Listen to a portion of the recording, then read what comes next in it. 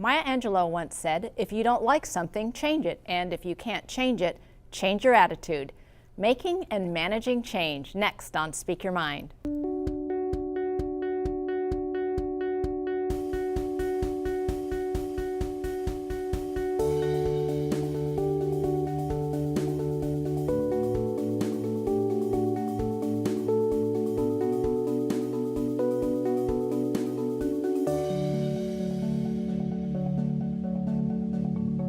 Welcome to Speak Your Mind. I'm Dr. Carolyn Phelps, licensed psychologist with the Human Development Center. Change is like Baskin & Robbins ice cream. It comes in 31 different flavors. Some you like, some not so much.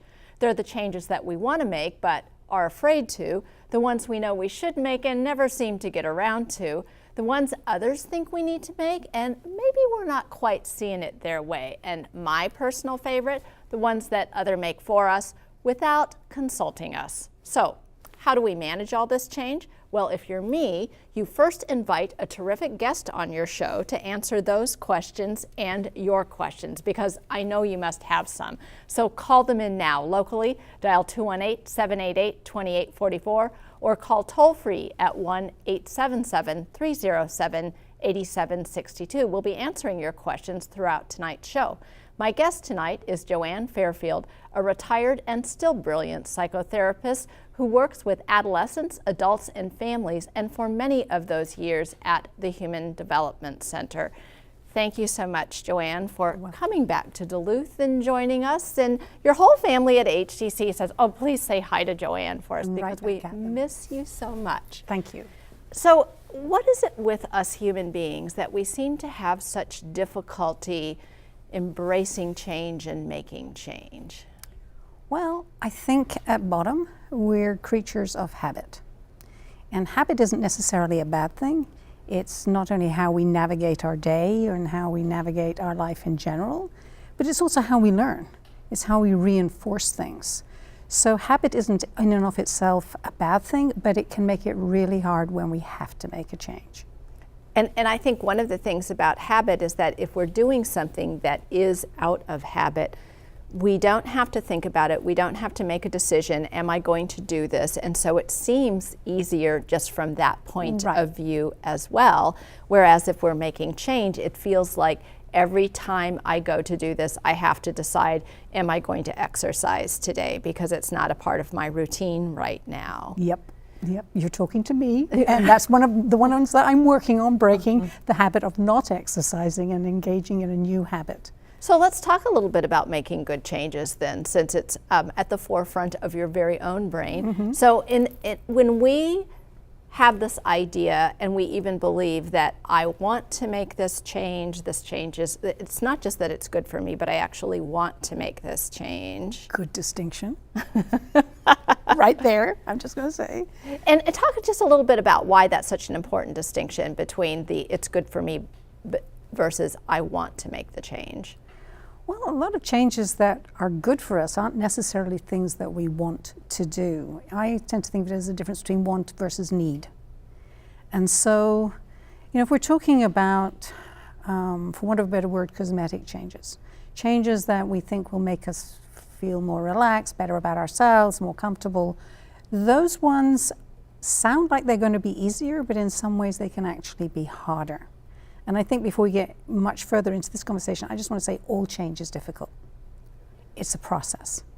So the reason that the ones that look easy are harder is maybe because we underestimate just how much we've got to shift in order to change. And whether it's about, in my case, exercising on a regular basis, I've got to have something else in there for me. Do I need to exercise? Yeah. Am I at the point of needing it that the pain of the thought of the exercise is yet outweighed by the pain of not exercising? No. And I think that's another element that goes into deciding when we begin change. Because sometimes the fear of what will happen when we change outweighs the pain of not changing. This is so, I think that's such an important point, because I have had clients who've said in my office that they were really afraid to be there, they were really afraid about what the change was going to mean, and the client who then said, but I'm more afraid of what will happen if I'm not here. That's the person who's really ready. Absolutely. Then, right? Where that balance that you were just talking about. They've hit the magic tipping point. The magic tipping point. Yeah. And often people, certainly in our business, who come in have done a lot of that work before they've even picked up the phone. Coming to an understanding that I can't do it the way I've done it up till now, and I can't do it on my own, and I need help to figure this out. A lot of that work of acceptance that I need to do something is done before they pick up that phone. So we're gifted in that regard. You know, we kind of get an extra bonus when they walk in that way. People who are made to come to therapy, yeah, you're talking about a different thing. That's like what you were saying at the beginning about changes that are thrust upon us rather than those that we choose for ourselves. So that brings up a really good question, though, because you know, a lot, we get phone calls about my daughter, but my daughter is an adult and she really needs to be here, and can I make an appointment for her? And it's like, oh, we really need her to call and make. We know that you're concerned about her. What are people capable of changing when other people are forcing them into treatment? I would say yes, they are, but it's not the best. It's not the best place to start. That doesn't mean that if somebody's in a life-threatening situation, or I don't mean literally just life and death, but I mean threatening their livelihood or their life as they see it, then yeah, sometimes people need an extra push. And then that becomes the job of the therapist to engage with the person who's coming reluctantly to find out what is it they want to be different. And the first thing they might say, and having worked with adolescents, is, I want my mom off my back, okay? And then we can go from there and say, okay, so what would it take to get your mom off your back? Well, she's, okay, so maybe those are some of the things that we can work on so that you get what you want and your mom gets what she wants. And that's kind of the hook, is really showing people, forget what other people want for you, but let's figure out if there's something for you in it. Mm-hmm. Because if there's something for you in it, you're going to be more interested in showing up here rather than just cooling your heels on my couch, so to speak. Yeah, waiting till the time is up. Yeah. What are some good tips for people in terms of making some of what we know, the things that we know we ought to do, we ought to get, we ought to eat right, we ought to sleep the right amount, we ought to exercise, we ought to not smoke, we ought to not drink too much, all of those kinds of things. What are some tips just about getting people to embrace those kind of lifestyle changes, the ones that they matter in the long run? If you don't do those things, most of those things, if you don't do it right today, it's probably not going to kill you tonight.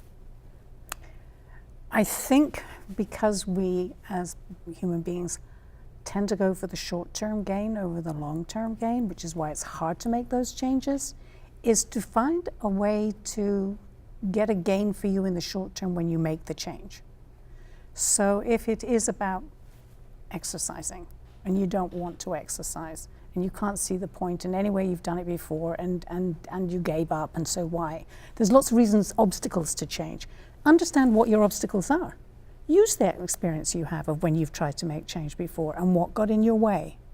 How did it get in your way? And what could you do differently? Because you know better than anybody what is in your way and how you can change it. But accepting it, that you need to make a change, that's probably the biggest hurdle for people, is that sometimes we kind of want it to happen without us having to do anything. And I think that's universal regardless of the change that you're talking about, right? Whether you're talking about a lifestyle change or change where it's like, well, I'm going to need some professional help to make this, that whole acceptance and not just wanting it to be thrust upon me or to be in the form of a magic pill, that I might actually have to do other things in my life to have the kind of life that I'm wanting to have here. I mean, when I come to that, I guess I think about the dialectical behavior therapy, the DBT thing we used to do, where we talked a lot about acceptance. And acceptance is not in the sense of saying that what is not good in your life and what things that make you unhappy, they're not okay, but it's acceptance of the reality that you're living with. Even if you're not the author of that reality, you still have to deal with it. So coming to an acceptance of what is the problem that I'm really dealing with? How am I putting obstacles in my own way? And I used to do a little thing with some of my clients where I'd say, so this just for sake of argument, because frequently people don't believe they can change.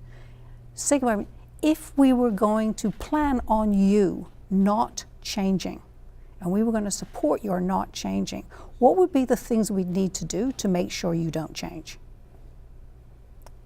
That is a brilliant question, which is why I ask you on the show, because my own head is spinning right now about like, I just see what I need to do in my own life, about how crystal clear that gets about the barriers that I put up in my own life just by that very question.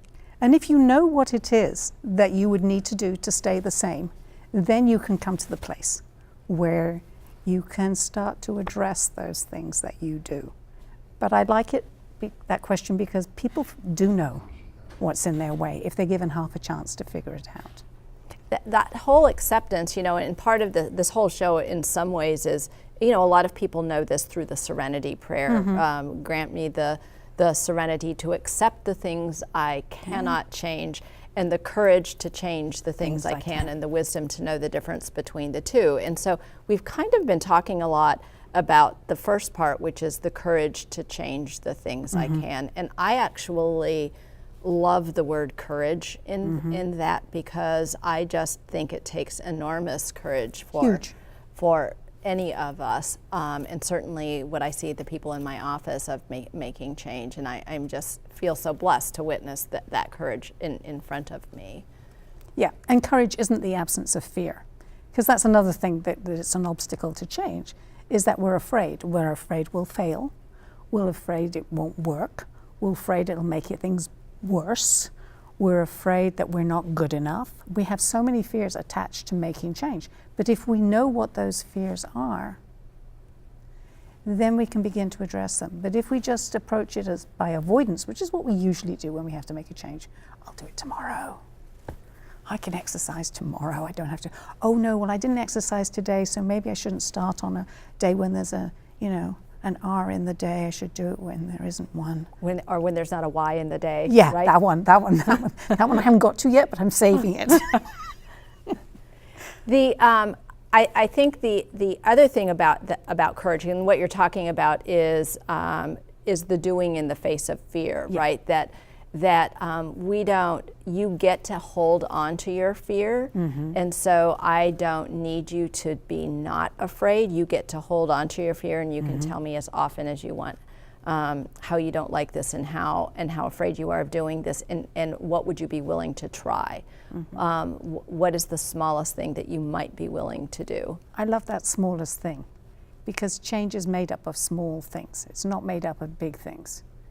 It's made up of the little stuff. It's made up of the stuff of getting up in the morning. For some people, that's a major big thing.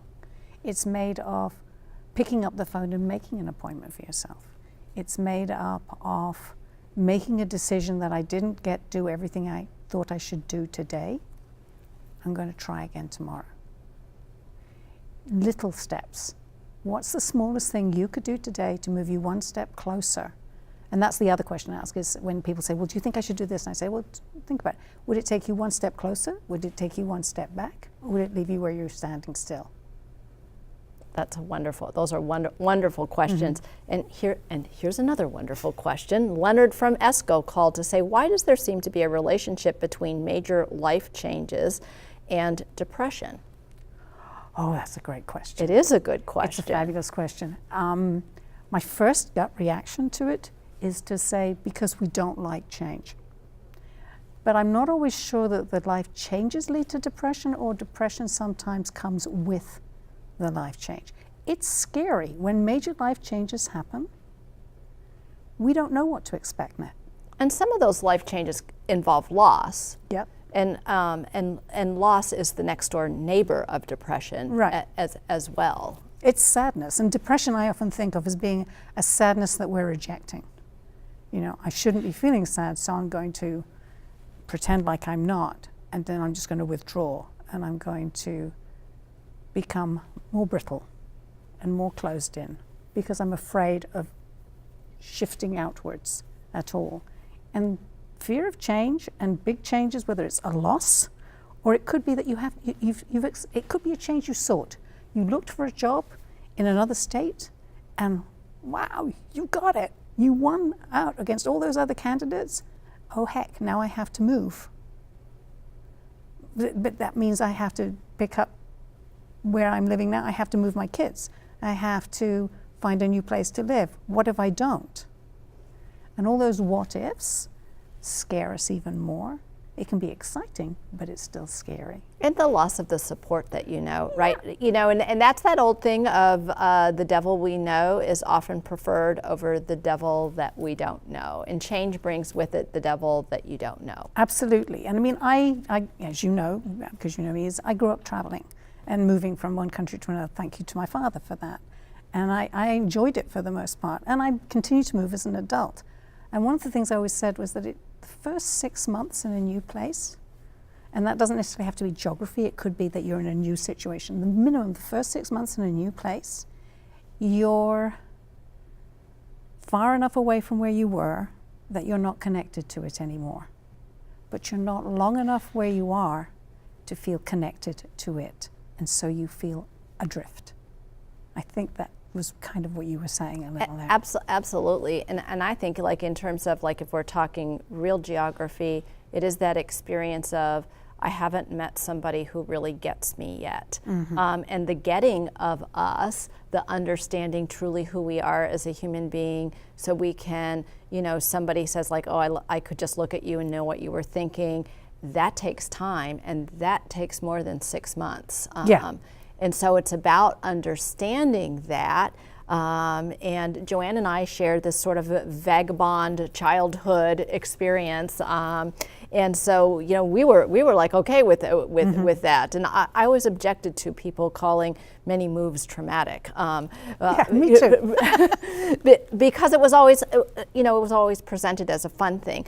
I want to go on now to talk about the first half of that, the first part of the serenity prayer, that grant me the serenity to accept the things I cannot change. Because I think so often people are wanting, like, what can I do to change my husband? What can I do to change my child? What can I do to change my boss?